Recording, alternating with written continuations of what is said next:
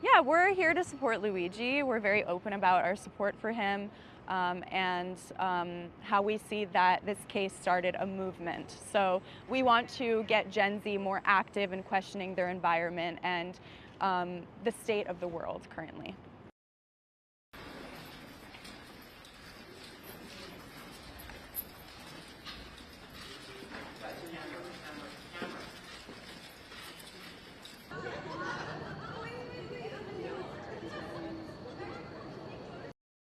There are millions of Americans across this nation that are facing food insecurity, housing insecurity, as well as not even knowing if they'll be able to afford going to a hospital or going to essentially buy groceries for themselves. And it's unacceptable that our government has been leaving us no other choice but to have that be our only options. And here in America, you have people working 2 to 3 jobs just to barely keep themselves afloat.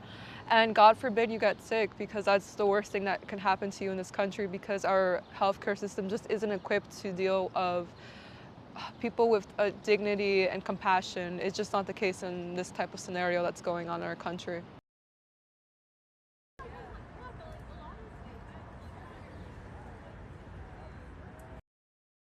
You can only take advantage of the people for so long without them doing something about it. And that's where the tyrannicide argument comes in. When things like protesting or voting, these things are laughed at by the elite class. They don't care if we vote a certain way. They're going to get lobbyists to vote against our interests anyway. So when our democracy is fundamentally broken, what is there left for us to fight for democracy? And the Second Amendment is still an option that we have. Of course, I don't condone violence. I would love for protesting and voting to work as they're intended to, but when that is no longer a viable option, we have to look elsewhere.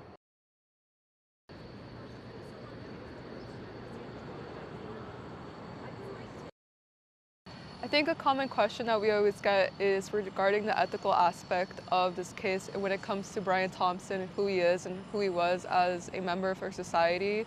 But to that, I would say that this wasn't someone that was an outstanding citizen, and if he was constantly choosing money over people, which was profit over people. And I would definitely take that into account more than anything. Had this been a regular person, they wouldn't have been dragging it out as long as they have with Luigi in this case, of course.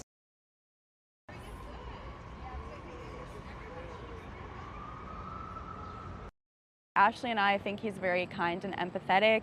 He's clearly very intelligent. He's someone who clearly cares about the American people very much, which is something that we also share. So from his letters, we can tell that he's very fun and loving, but obviously we don't have the full story. So we're looking forward to hearing him either testify or speak after the case and get to know him better.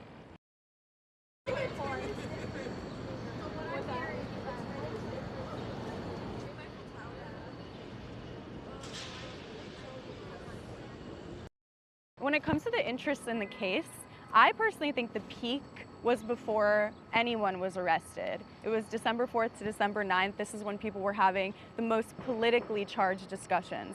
I think when he was arrested on December 9th, the conversation kind of shifted to be about him and about his life. And while I don't agree that, this case only has the attention it does because he's attractive, I don't necessarily think it's a bad thing either that there's more eyes on the case because of that. There's a lot of marginalized people who go through similar injustices and don't get eyes on their case because they don't have, those quirks to them. So I would say it's a net positive at the end of the day.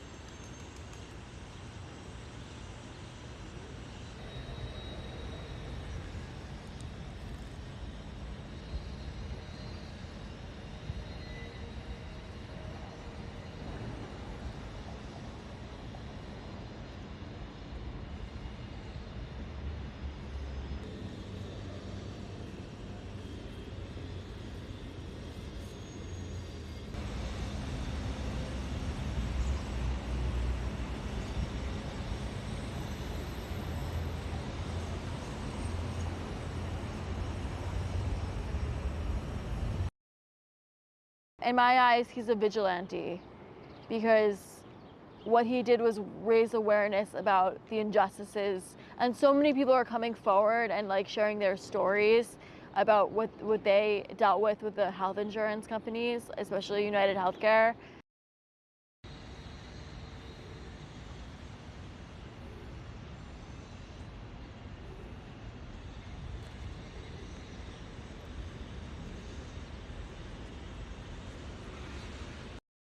He's the smartest, most beautiful, most wonderful, most amazing guy in the world. And there's nobody like Luigi.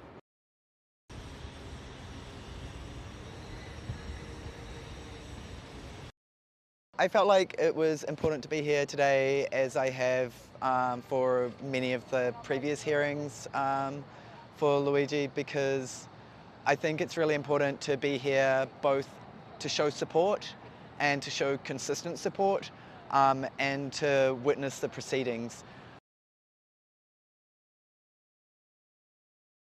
We have the government coming from the state, coming from federal government, and we have a CEO who lost his life. Someone took it, whoever it is. But it's very clear that that person's death is being treated very differently than the 100 to 200 deaths that happen, murders that happen in New York every single year in New York City. Or the 68,000 people who lose their lives from lack of health insurance every year. Or the people whose homes are foreclosed on because of medical debt. Until we get real change in this country, until we have real universal health care and access to resources that we all deserve access to, people are going to be pushed to undescribable acts like this. And I think what happened to Brian Thompson is a tragedy. I really do.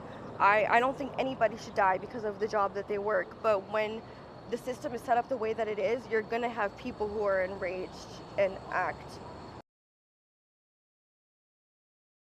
I think the questions about Luigi Mangione's appearance is very misogynistic. A lot of people who show up here to express their support, they show up for real reasons that are near and dear to their heart.